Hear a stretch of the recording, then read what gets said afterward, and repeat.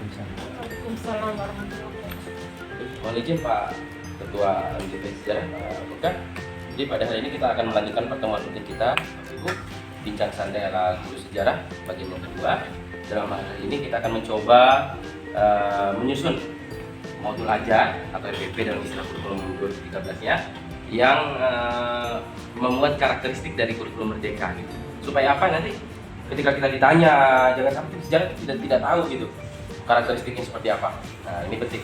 Ya, jadi ini akan kita coba kupas bersama. Ya, jadi nanti mungkin Bapak Ibu sudah ada pernah melihat di YouTube belajar mandiri di PMM. Nanti kita akan coba kupas bersama. 10 orang ternyata gejalanya berbeda, materinya sama tentang manusia beraksara.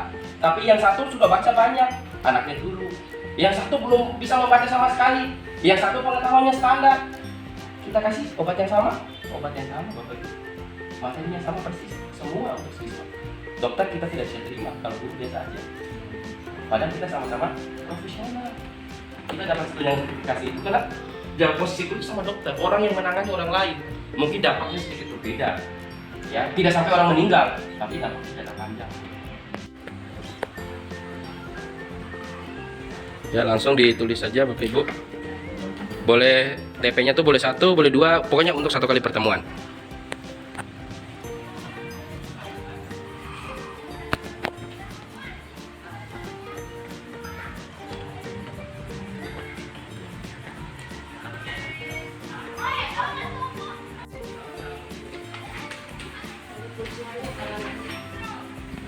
Diferensiasi yang dilakukan Ibu, kira-kira dengan tujuan itu apakah bisa melakukan beberapa jenis diferensiasi dari segi konten, dari segi proses, dari segi produk, apakah bisa semua terdiferensiasi dengan judul itu atau bagaimana?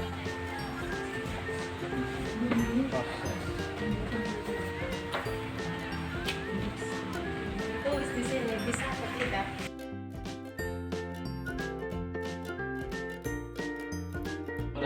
Waalaikumsalam. Selamat pagi Pak Najam. Gimana kabarnya hari ini Pak Najam? Alhamdulillah, luar biasa, sangat baik sekali.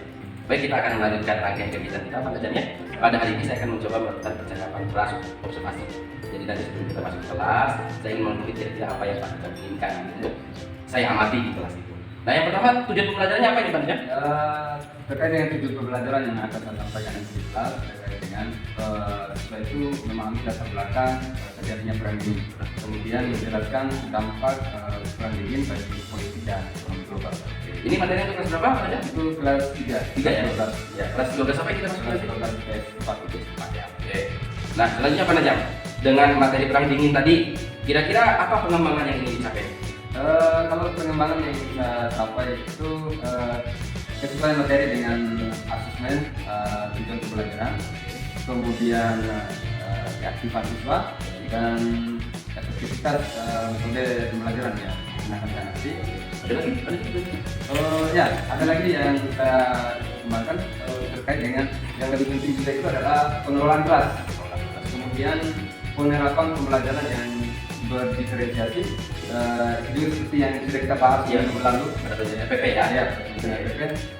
Kemudian yang terakhir itu mengembangkan potensi potensi sosial emosional. Iya. Nah, itu juga yang sudah pernah kita bahas ya kemarin. Peserta didik ya? Ya, peserta didik. Betul, luar biasa. Catatan saya di 6 poin Pak Najamnya yang dikembangkan. Nah, untuk mengembangkan 6 poin ini kira-kira ada tidak strategi yang sudah Pak Najam persiapkan di dalam perencanaan itu? Ya, tentu ada strategi yang saya persiapkan itu. Yang pertama menyiapkan materi. Jadi ya. Materi. Oke. Atau kemudian perangkat. Oke. Perangkat. Terus menyiapkan speaking. Ada speakingnya, ada pembelajarannya. Ada lagi? Selanjutnya itu ada terkait dengan penyusunan diri distribusi waktu. Oke, mendistribusikan waktu ya agar waktunya nggak lebih Ya, ya. waktunya Oke. sesuai dengan penyampaian materinya. Ya. Ya. Kemudian melakukan pembelajaran kelompok, membuat kelompok.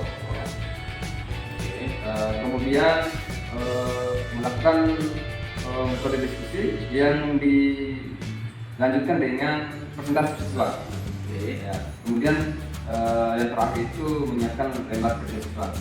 sudah semua rangkaiannya sudah tadi ya. Ya. Ini saya konfirmasi yang pertama itu ada perangkat, kemudian ice breaking, kemudian materinya dalam berbagai bentuk tadi dari yang saya tangkap, kemudian ada alur distribusi waktunya disesuaikan, itu betul-betul dipadatkan, pembelajarannya ada berkelompok, kemudian diskusi presentasi, kemudian tadi ditutup dengan nomor siswa. Baik, kali jam luar biasa. Kali nanti saya akan mencoba menyusun semacam format observasi ya dari pada jam sampaikan ini sampai ketemu. Terima kasih banyak waktunya ya. Assalamualaikum warahmatullahi wabarakatuh.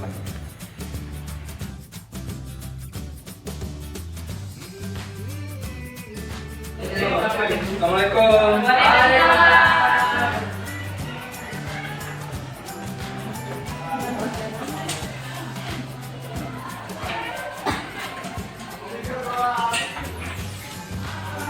Selamat pagi.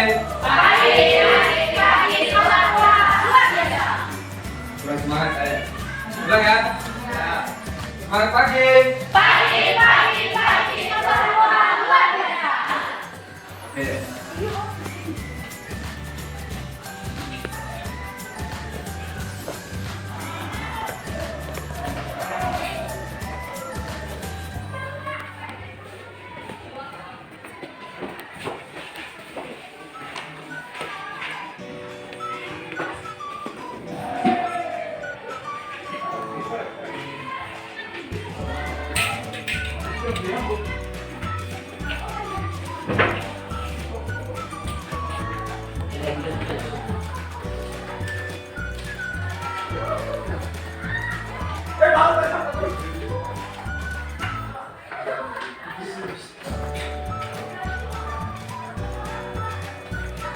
Oke, jadi hari ini gimana kabarnya? Baik.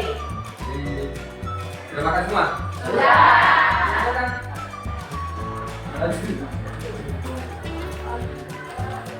Oke, hari ini Pak Guru ingin memberikan materi terkait dengan peran aktif bahasa Indonesia, peran aktif Indonesia pada masa perang dingin. Ada yang pernah dengar istilah perang dingin? Pernah? Nah ya.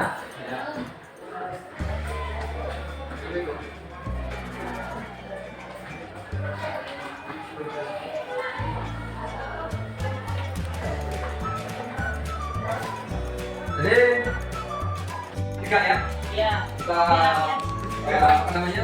Lemas dulu yang pegang-pegang itu ya, agar kaku suasananya ya. Coba perhatikan, jangan terlalu kaku ya. Iya, Pak. Nah, kita regangkan dulu otot kita. Dan silakan berdiri, kita speak dulu ya. Berdiri semua. Supaya kita tidak kaku ya. Dan terlalu kaku, berdiri semua. Sekarang ikuti instruksi saya. Ya. Coba perhatikan. Kita ada sedikit speaking. Misalnya, saya kasihkan contoh ya. Kalau saya sebut gajah, gajah itu besar, ya. Semut kecil. Gajah itu besar, semut kecil. Gajah itu besar, semut kecil. Oke, sekarang tolong apa namanya? Baca materinya di situ, ya. Di halaman 18 itu terkait dengan perang dingin.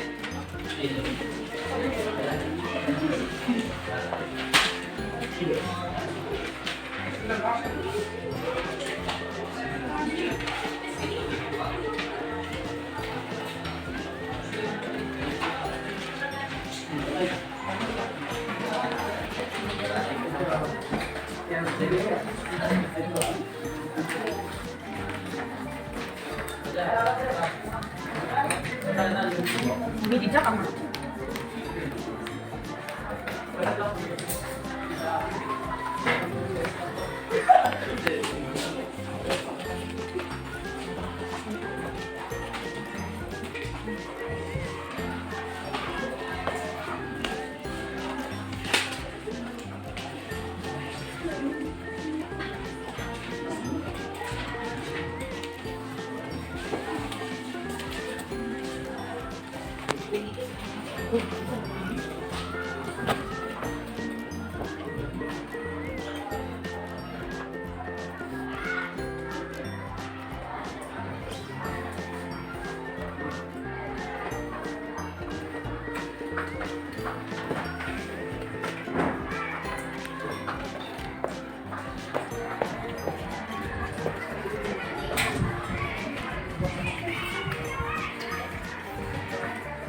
Oke, sudah baca materinya ya? Sudah. Jadi latar belakang perang dingin itu muncul karena adanya perbedaan pandangan tentang wilayah. Ya. Nah, siap. Negara mana yang menjadi perbedaan terkait dengan perjanjian yang ditandatangani oleh kedua negara? Ya? Ya. Nah, perjanjian apa itu? Potsdam. Potsdam. Ya. Ya. Potsdam ya. Nah kemudian itulah perbedaannya. Kemudian pandangan tentang keinginan untuk berkuasa. Apa keinginan masing-masing negara ini? Yang pertama dari segi politik, ya. Kemudian dari segi Ekonomi. Nah, kedua negara ini masing-masing ingin berkuasa baik dari segi Politik maupun ekonomi. Nah, bagaimana mereka berkuasa dari segi politik? Apa yang mereka lakukan? Begitupun dengan dari segi ekonomi. Ya.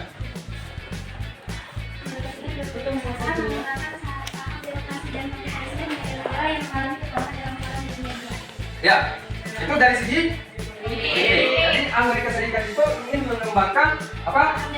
Paham demokrasi dan kapitalisme di negara-negara yang mengalami ya. Nah, kemudian itu yang dilakukan oleh Amerika. Apa yang dilakukan oleh Uni Soviet?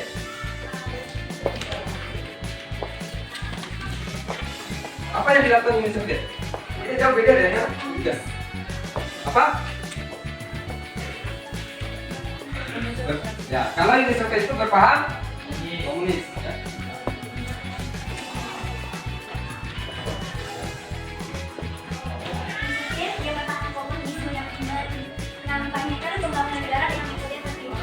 Ya, jadi misalnya juga dari segi politiknya itu mengampanyekan paham komunisnya dengan metode pembangunan terpimpin.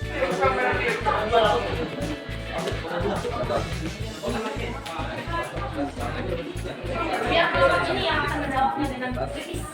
Langsungnya. Cari apa saja yang mengharuskan mereka itu menjadi selesai. Kenapa mereka itu mesti selesai? Ya. Ya.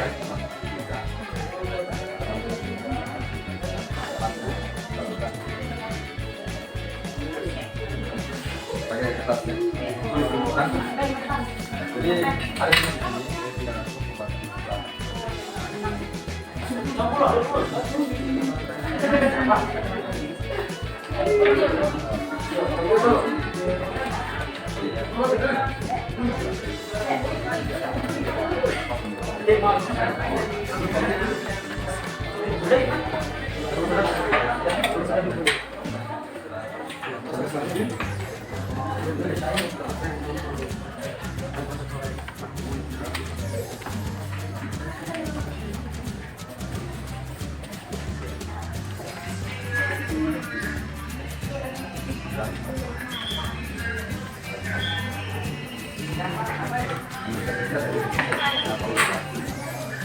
Kita minta yang sudah selesai untuk menyimpulkan apa yang menjadi tugasnya tadi.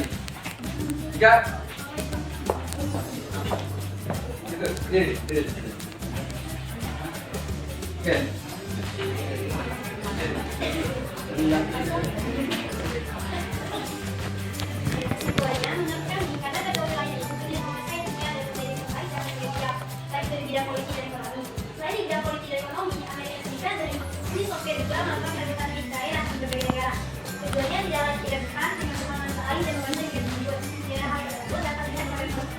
Ya, gimana? Ya, jadi itu salah satu juga alasan kenapa Amerika Serikat dengan Uni Soviet itu ingin bersaing, ya. Nah, ada lagi, ada pendapat lain? Ya, ya, betul. Artinya kedua blok yang sedang bersih terus saling menyebut kekuatan, tapi kedua blok tidak berkonfrontasi secara langsung, sehingga Amerika dan Uni Soviet memiliki perbedaan pandangan terhadap berbagai wilayah. Berdasarkan perjanjian Potsdam, wilayah Jerman terbagi menjadi 4 daerah kekuasaan, yaitu daerah Amerika Serikat, Uni Soviet, Inggris, dan Prancis. Dari kedua negara itu, pada masa perang dingin, Amerika Serikat dan Uni Soviet berambisi dan percaya menjadi negara terkuat di dunia. Untuk menjadi negara terkuat, kedua negara saling menunjukkan superioritasnya di dunia internasional. Usaha itu mencakup bidang politik dan ekonomi. Iya. Kita dulu. Ya, ada pertanyaan lain lagi? Sisi, bangun. Yo, ayo.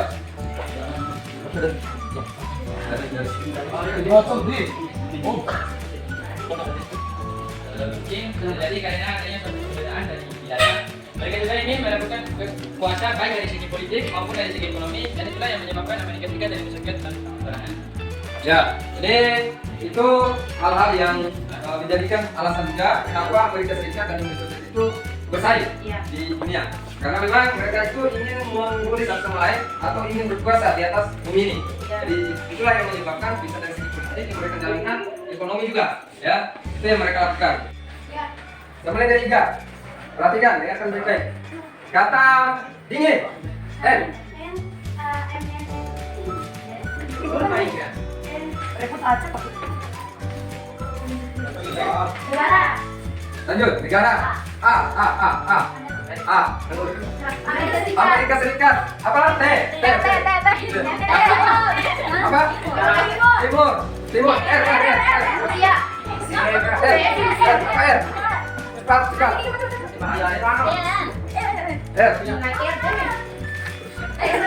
Apa aja kata-kata yang ada di dalam situ?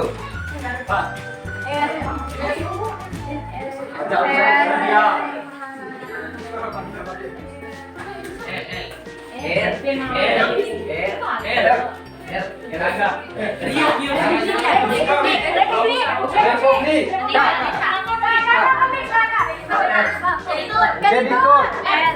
R lagi. Kediktur apa? Republik sudah.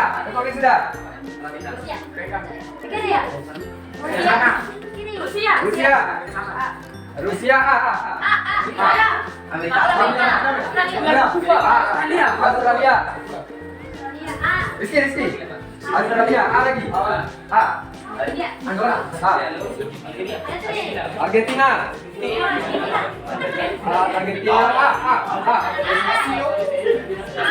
Asia. A lagi.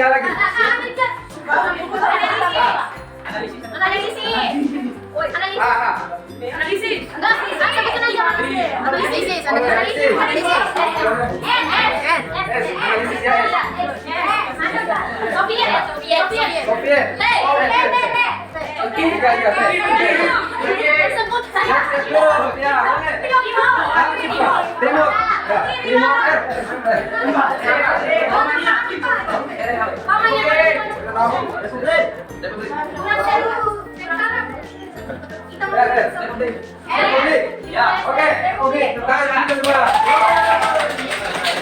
Perang dingin, bagaimana perang dingin ini bisa kita lihat juga dalam kehidupan kita sehari-hari. Apa perang dingin ini pasti pernah kalian rasakan di kehidupan kita sehari-hari. Ya, seperti katakanlah ada orang yang bangun tetangga, orang tetangga A, ketika tetangga satu mau beli kulkas, yang satunya kepanasan, mau beli apa lagi. Ya, itu juga termasuk perang dingin. Kemudian temannya beli TV, yang lainnya beli TV dia mau beli. Ya, misalnya temannya beli HP Oppo, dia mau beli iPhone. Nah, ini juga termasuk perang dingin. Dia tidak berkonfrontasi langsung, tidak ada cekcok, tapi saingan yang ada.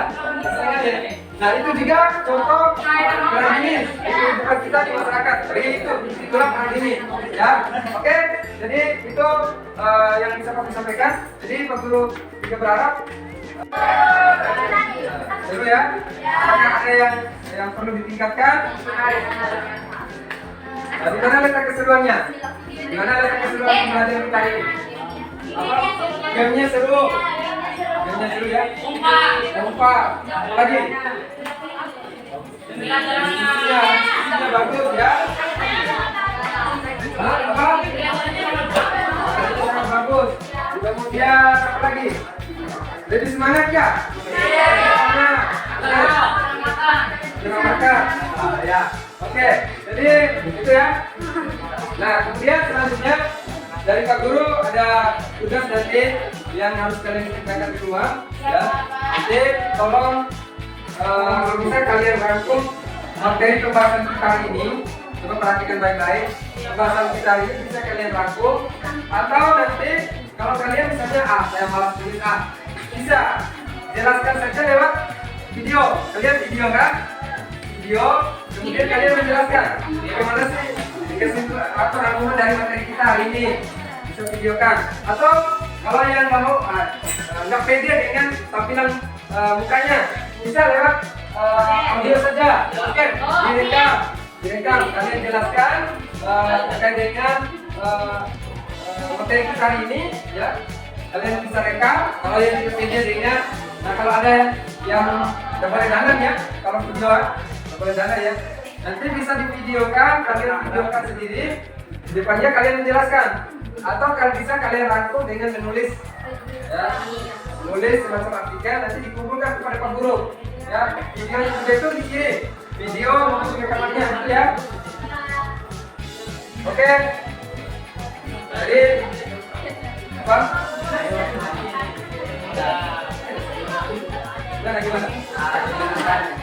Nah, bisa disimpan di ambil simpan HP-nya, bisa kalian menjelaskan di depan, atau bisa dibantu adiknya atau kakaknya videokan, mereka videokan, saya menjelaskan kalau kalian memang saya tulis ini bisa kalau pegang HP ya, ya. Oke, itu untuk hari ini ya, jangan lupa ya, 1 menit kita 3 kali ya. Oke, kuncinya dari Pak Guru ya. Mudah-mudahan kita semangat lagi dan kita tetap tambah semangat belajar. Kemudian jangan lupa materi-materinya ke depan, setelah itu dibaca-baca lagi di rumah. Saya ya gampang dalam pembelajarannya. Oke, terima kasih ya. Iya, Kak. Oke. Ya, assalamualaikum warahmatullahi wabarakatuh.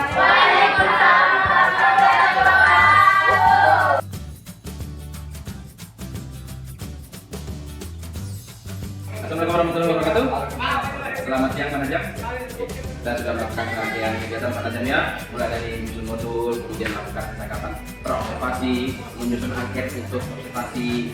Kira-kira bagaimana proses Pak Najam tentang kegiatan yang kita lakukan tadi? Kegiatan yang kita lakukan tadi menyenangkan.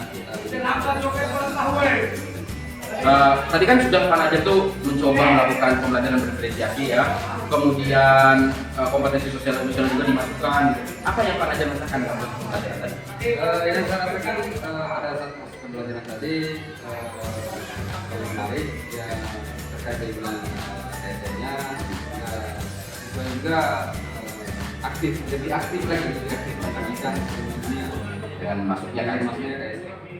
Nah, kira-kira apa yang Pak Najam laksanakan? Tidak mungkin kan pembelajaran itu pasti ada sisi-sisi yang mungkin masih kurang. Kira-kira apa yang menjadi hambatannya Pak? Atau kendala? Yang jadi kendala ada beberapa yang kita lakukan terkait dengan sama konten ekonomi kurang saya rasakan. Kemudian Konten dalam ini maksudnya materi gitu ya? Materi, ya. Materi pembelajarannya? Mungkin Ya. itu aja. Oke, kontennya masih kurang. Bisa dijelaskan lebih lanjut kekurangannya Bu? Bagaimana? Sisi mana atau bagaimana yang kurang? Karena memang dari kekurangan konten itu karena keterbatasan dari media biasanya Pembelajarannya atau dari kalau di banyak ada medianya kita bisa mengeksplor lebih banyak konten-kontennya. kemudian menurut Pak Najam apa yang sudah berhasil dari pembelajaran itu? Yang sudah berhasil dari pembelajaran diferensiasi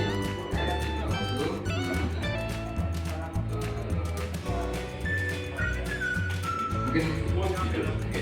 Kemudian tadi sudah KSGD sudah berhasil memasukkan unsur-unsur itu dalam proses pembelajaran ya. Kemudian apa hal positif yang menurut Pak Najam sudah dilakukan selama proses pembelajaran? hal positif yang dilakukan tadi pertama bagaimana membangun kerjasama antara siswa, kemudian apa namanya terkait dengan materi yang kontekstual juga. Oke, kontekstual dengan tadi gitu ya. Boleh jelaskan lebih jauh lagi tadi kontekstual maksudnya? Kontekstual maksudnya materi tadi kita hubungkan dengan bagaimana kehidupan siswa itu di dalamnya ataupun di luar tinggalnya. Oke, baik. Kemudian yang selanjutnya nih, kalau misalnya ada skala 1 sampai 10 ya Pak Najam. Menurut Pak Najam proses pembelajaran yang dilakukan tadi itu berada di angka berapa? Kalau menurut saya skalanya 6. Skala 6 ya, skala 6 gitu ya. Oke. Kalau misalnya skala 6, kira-kira dari skala yang membuat pembelajaran tadi itu berada di skala 6, itu apa saja yang menjadi hambatan atau kendala yang membuat ini masih berada di angka 6? Ya, kendalanya terkait dengan materinya harus lebih ditingkatkan lagi, kemudian manajemen waktunya jadi agak molor di pelajaran tadi. Mungkin itu. Oke. Nah, ini posisi 6 sekarang nih. Kira-kira Pak Najam inginnya pembelajaran itu ada di angka berapa? Kalau skalanya itu mungkin keinginan saya bisa sampai ke 8 ya. Dari 6 ke 8 ya, naik sekitar 2 tingkat ya. Yang kemudian kira-kira menurut Pak Najam, dalam bayangan Pak Najam, angka 8 untuk pembelajaran yang seperti apa sih? Angka 8 itu pembelajaran yang bisa dikatakan lebih menarik lagi, lebih melibatkan lagi siswa, yang lebih tingkatkan lagi konten materinya. Oke. Nah, jadi tingkatkan lagi konten materinya gitu. Intinya semuanya itu berpihak kepada peserta didik gitu. Jadi mereka aktif menarik selama proses itu. Nah, untuk saat ini nih, berarti masih ada hambatan-hambatan ya, masih ada hal yang kurang sehingga hal itu masih belum bisa dicapai. Kira-kira apa yang Pak Najam bisa lakukan untuk mengatasi hambatan-hambatan itu? Apa itu? Terkait dengan hambatan-hambatan tadi, tentu saja tidak bisa saya tentu saja saya meminta dari MDMT diskusi bagaimana menciptakan pembelajaran yang lebih menarik, terus terang tentu juga bisa mencapai skala yang saya harapkan tadi. Dia akan berkolaborasi dengan rekan-rekan di GP ya. Oke, untuk menghadapi tantangan. Nah, kira-kira kapan Pak Najam ini mau melakukan kolaborasi dengan teman-teman, mau mencoba membuat planning gitu untuk mengatasi masalah ini sehingga bisa mencapai angka 8 yang Pak Najam inginkan tadi? Kalau ingin saya bagaimana bisa mengatasi ini, planningnya itu mungkin 2 minggu ke depan saya akan berkolaborasi dengan teman-teman di GP supaya bisa meningkatkan lagi skala pembelajaran. Nah, selain teman-teman di MPB ya, di MPB Sejarah, ada tidak pihak-pihak lain gitu yang kira-kira bisa membantu Pak Najam dalam proses ini, menyiapkan segala sesuatunya, ada tidak? Ada bisa, ataupun di samping menyiapkan orang-orang Ya. bisa menyiapkan itu, tapi saya juga bisa belajar di platform ada yang belajar. Oke, jadi secara mandiri gitu ya, selain itu bersama-sama. Oke, luar biasa sekali Pak Najam. Mungkin saya tunggu ceritanya 2 minggu lagi berarti ya, apa yang sudah Pak Najam lakukan, bagaimana perkembangannya, kemudian kita masukkan lagi sama kita berkolaborasi. Oke, terima kasih banyak Pak Najam. Saya ini Assalamualaikum.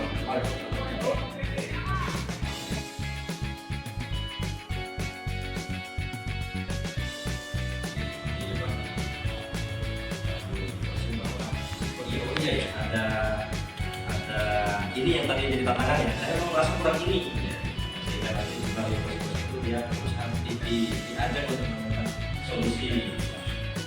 Tadi kan lebih ke konfirmasi sana sedikitnya di situ sih, atau gimana Pak? Ya, sebenarnya kayak atau gimana? ya karena